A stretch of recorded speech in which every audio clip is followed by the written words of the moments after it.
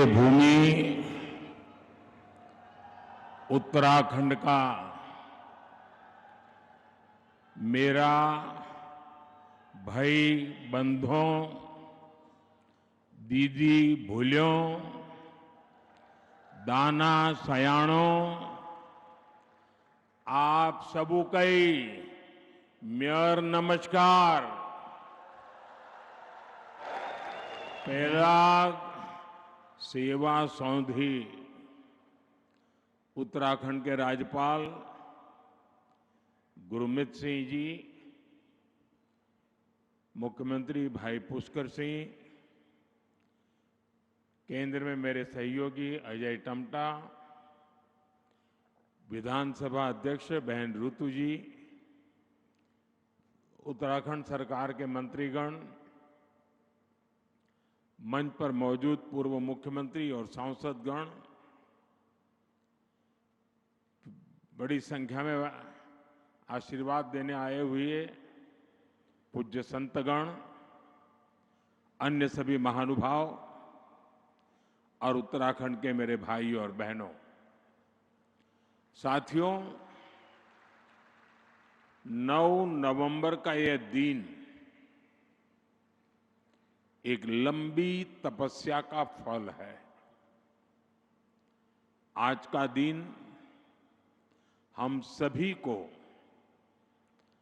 गर्व का एहसास करा रहा है।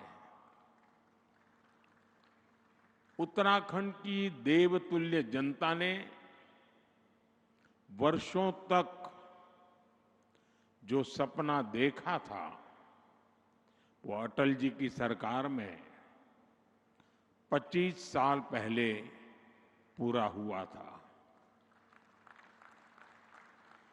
और अब बीते 25 वर्षों की यात्रा के बाद आज उत्तराखंड जिस ऊंचाई पर है, उसे देखकर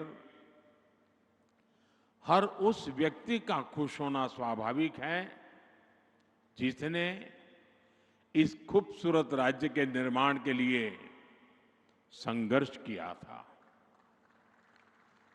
जिन्हें पहाड़ से प्यार है, जिन्हें उत्तराखंड की संस्कृति, यहां की प्राकृतिक सुंदरता, देवभूमि के लोगों से लगाव है, उनका मन आज प्रफुल्लित है, वो आनंदित है। साथियों, मुझे इस बात की भी खुशी है कि डबल इंजन की भाजपा सरकार उत्तराखंड के सामर्थ्य को नई ऊंचाई देने में जुटी है। मैं आप सभी को उत्तराखंड की रजत जयंती पर बहुत बहुत बधाई देता हूं। मैं इस अवसर पर उत्तराखंड के उन बलिदानियों को भी श्रद्धांजलि देता हूं जिन्होंने आंदोलन के दौरान अपना जीवन न्यौछावर कर दिया। मैं उस वक्त के सभी आंदोलनकारियों का भी वंदन करता हूं, अभिनंदन करता हूं। साथियों, आप सब जानते हैं उत्तराखंड से मेरा लगाव कितना गहरा है। जब मैं स्पिरिचुअल जर्नी पर यहां आता था, तो यहां पहाड़ों पर रहने वाले मेरे भाई बहनों का संघर्ष, उनका परिश्रम, कठिनाइयों को पार करने की उनकी ललक मुझे हमेशा प्रेरित करती थी। साथियों, यहां बिताए हुए दिनों ने मुझे उत्तराखंड के असीम सामर्थ्य का साक्षात परिचय करवाया है। इसलिए ही जब बाबा केदार के दर्शन के बाद मैंने कहा, ये दशक उत्तराखंड का है, तो ये सिर्फ मेरे मुंह से निकला हुआ एक वाक्य नहीं था। मैंने जब ये कहा तब मुझे पूरा पूरा भरोसा आप लोगों पर था। आज जब उत्तराखंड अपने 25 वर्ष पूरे कर रहा है, तो मेरा ये विश्वास और दृढ़ हो गया है कि उत्तराखंड के उत्कर्ष का कालखंड है। साथियों, 25 साल पहले जब उत्तराखंड नया नया बना था, तब चुनौतियां कम नहीं थी। संसाधन सीमित थे, राज्य का बजट छोटा था, आय के स्रोत बहुत कम थे और ज्यादातर जरूरतें केंद्र की सहायता से पूरी होती थी। आज तस्वीर पूरी तरह बदल चुकी है। यहां आने से पहले मैंने रजत जयंती समारोह पर शानदार प्रदर्शनी देखी। आपसे भी मेरा आग्रह है कि उस प्रदर्शनी को उत्तराखंड के हर नागरिक ने देखनी चाहिए।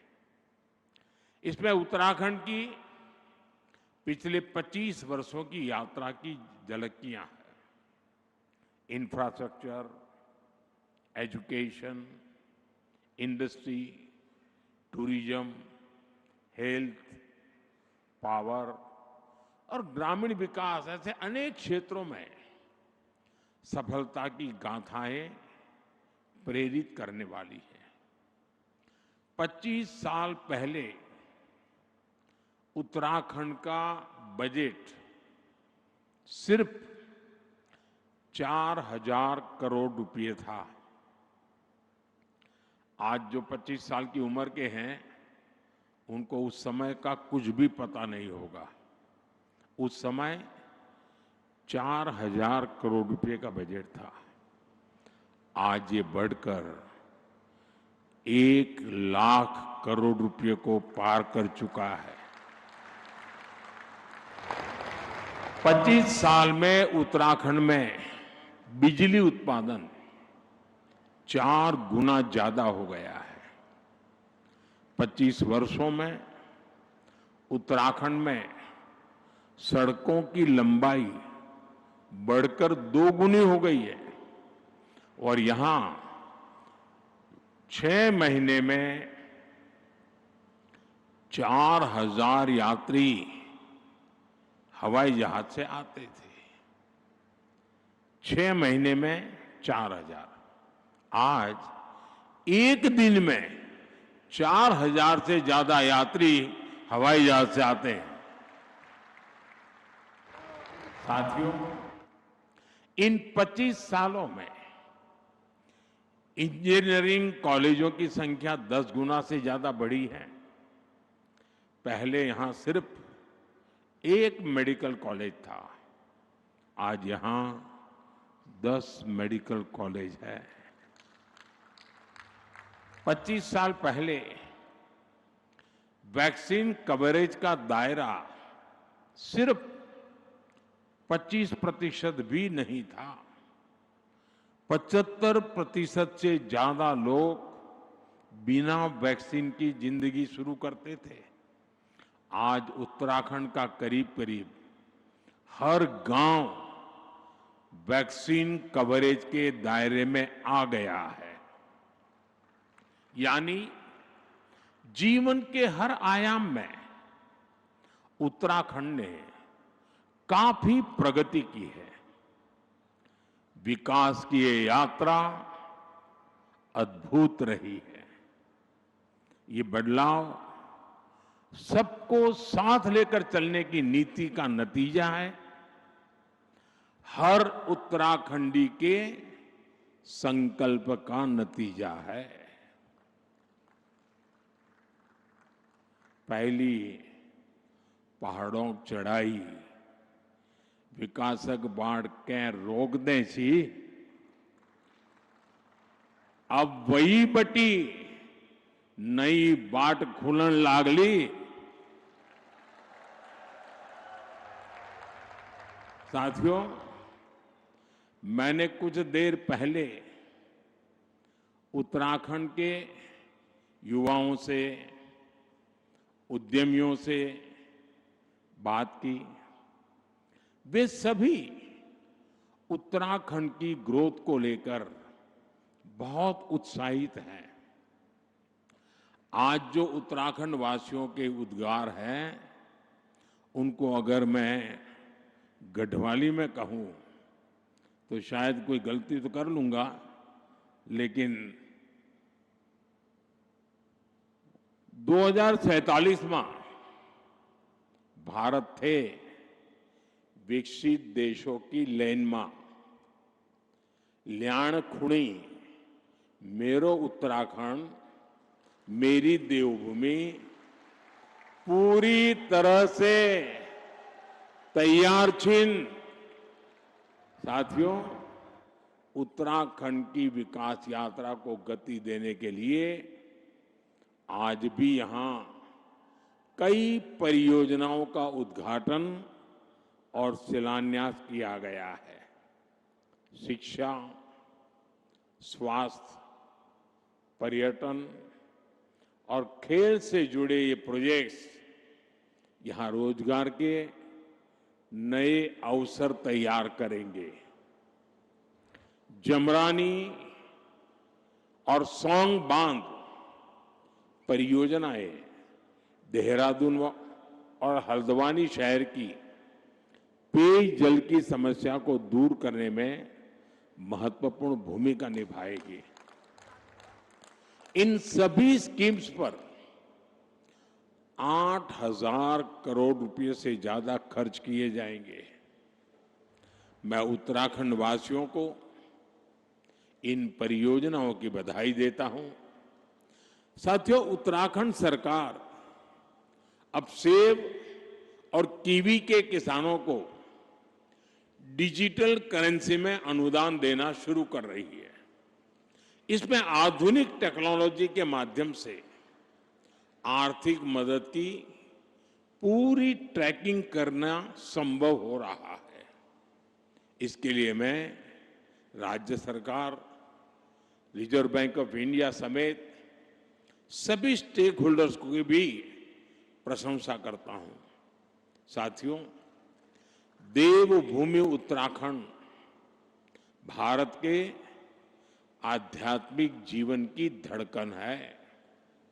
गंगोत्री, यमुनोत्री, केदारनाथ, बद्रीनाथ, जागेश्वर, आदि कैलाश, ऐसे अनगिनत तीर्थ हमारी आस्था के प्रतीक है।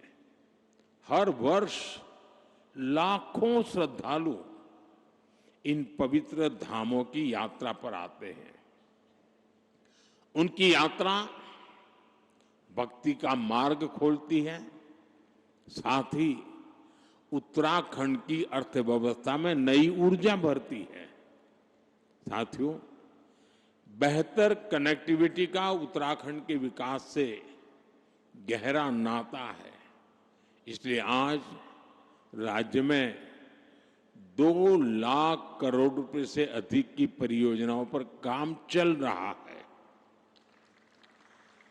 ऋषिकेश कर्णप्रयाग रेल परियोजना प्रगति पर है। दिल्ली देहरादून एक्सप्रेसवे अब लगभग तैयार है।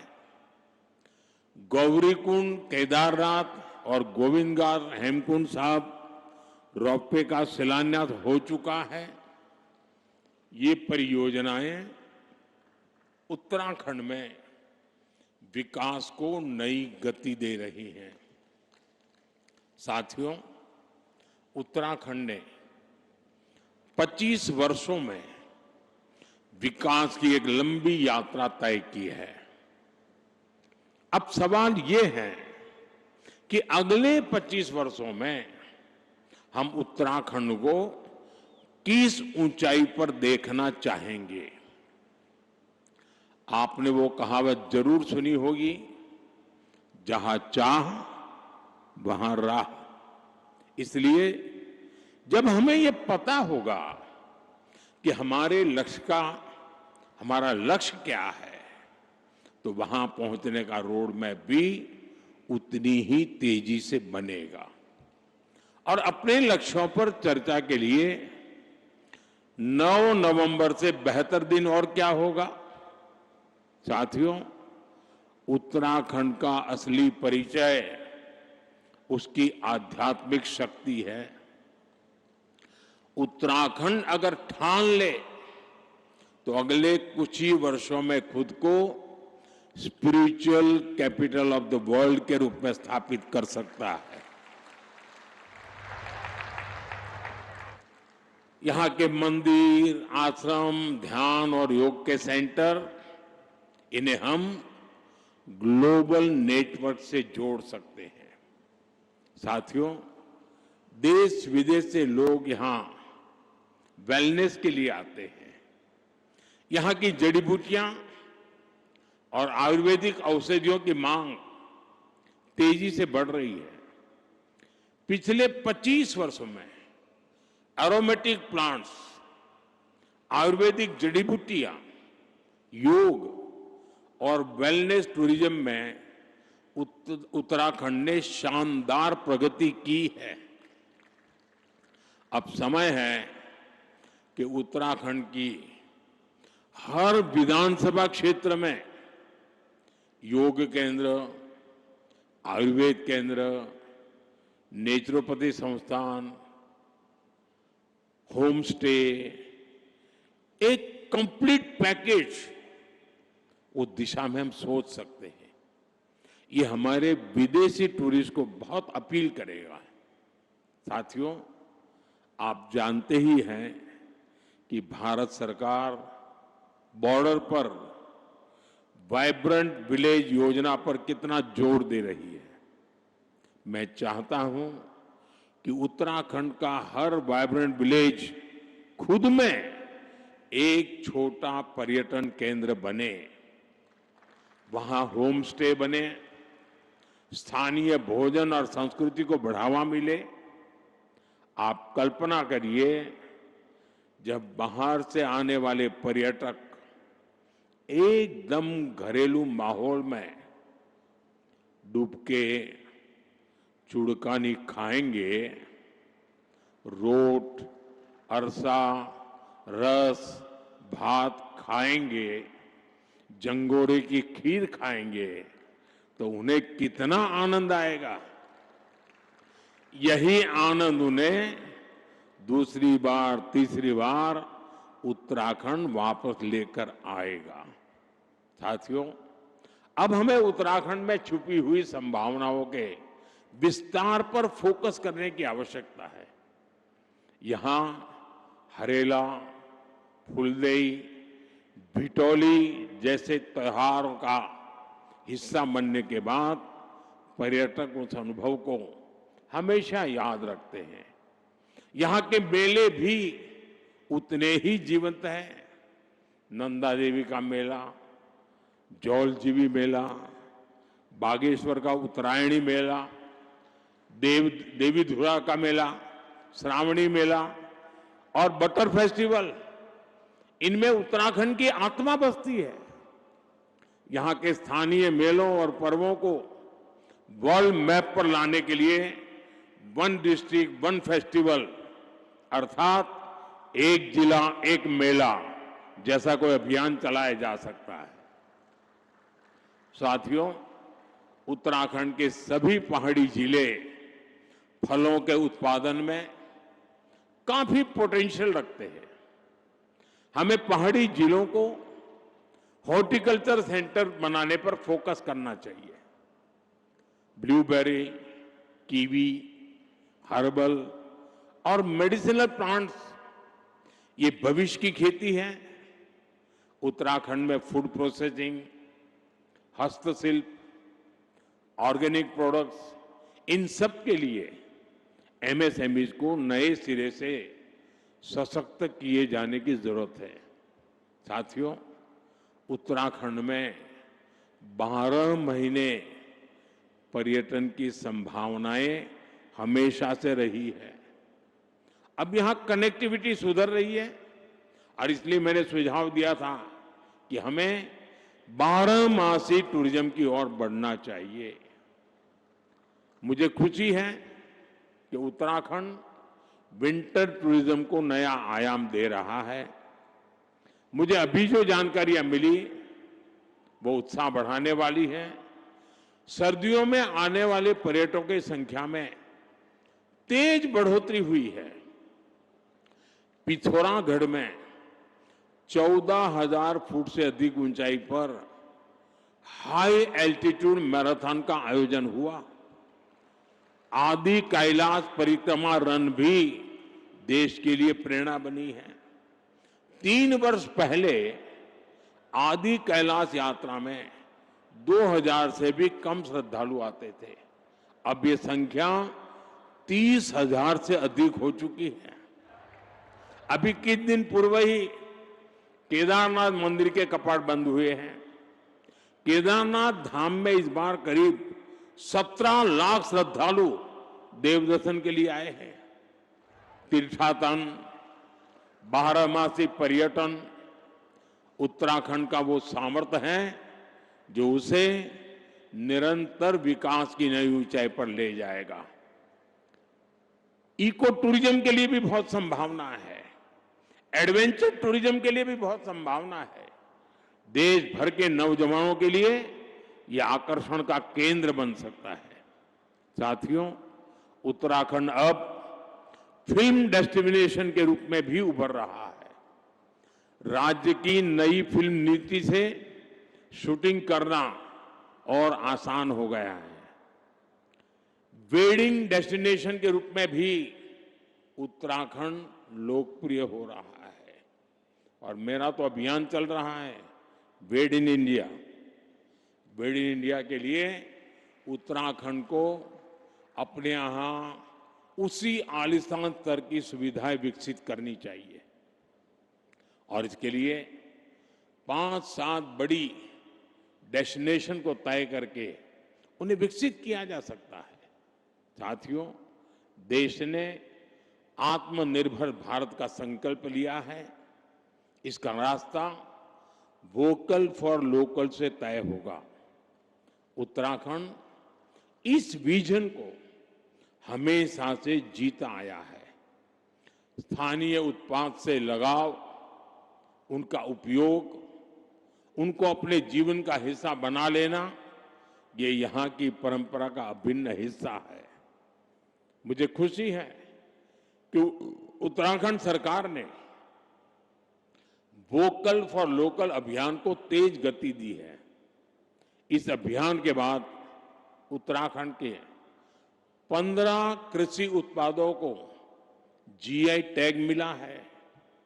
यहां के बेडू फल और बद्री गाय के घी को हाल के दिनों में जीआई टैग मिलना सचमुच में बहुत गौरव की बात है। बद्री गाय का घी पहाड़ के हर घर की शान है। अब बेडू पहाड़ के गांवों से निकलकर बाहर के बाजारों तक पहुंच रहा है। इससे बने उत्पादों पर अब जीआई टैग लगा होगा। वो उत्पाद जहां भी जाएगा अपने साथ उत्तराखंड की पहचान भी लेकर जाएगा। ऐसे ही जीआई टैग वाले प्रोडक्ट्स को हमें देश के घर घर पहुंचाना है। साथियों, मुझे खुशी है हाउस ऑफ हिमालयाज उत्तराखंड का ऐसा ब्रांड बन रहा है जो स्थानीय पहचान को एक मंच पर ला रहा है। इस ब्रांड के तहत राज्य के विभिन्न उत्पादों को एक साझा पहचान दी गई है ताकि वे ग्लोबल मार्केट में प्रतिस्पर्धा कर सके। राज्य के कई उत्पाद अब डिजिटल प्लेटफॉर्म पर उपलब्ध हैं।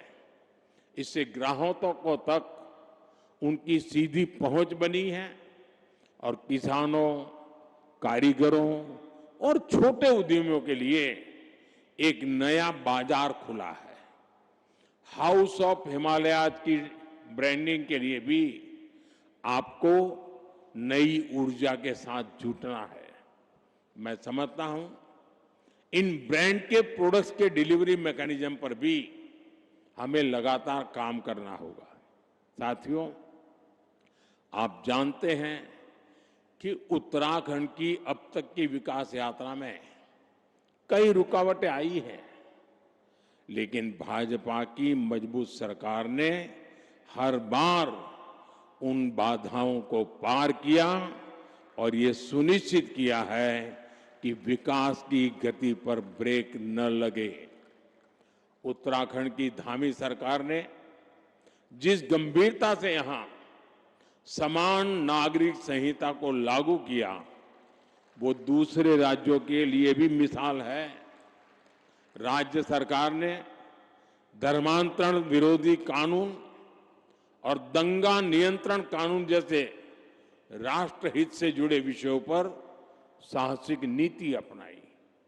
प्रदेश में तेजी से उभर रहे जमीन कब्जाने और डेमोग्राफी में बदलाव जैसे संवेदनशील मुद्दे पर भी भाजपा सरकार ठोस कार्रवाई कर रही है। आपदा प्रबंधन के क्षेत्र में उत्तराखंड सरकार ने तेजी और संवेदनशीलता के साथ काम करते हुए जनता की हर संभव मदद का प्रयास किया है।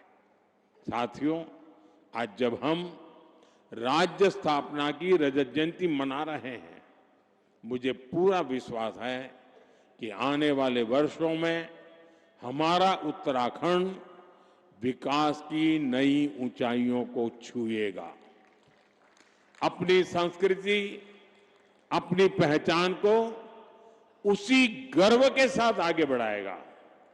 मैं एक बार फिर उत्तराखंड के सभी निवासियों को रजत जयंती समारोह की हार्दिक शुभकामनाएं देता हूं और मैं आपसे अपेक्षा करता हूं कि अभी से 25 साल के बाद जब देश आजादी के 100 साल मनाता होगा, तब उत्तराखंड किस ऊंचाई पर होगा, ये लक्ष्य अभी से तय कर लेना चाहिए, रास्ता चुन लेना चाहिए और इंतजार किए बिना चल पड़ना चाहिए। मैं आपको ये भी भरोसा देता हूं कि भारत सरकार हमेशा उत्तराखंड सरकार के साथ खड़ी है।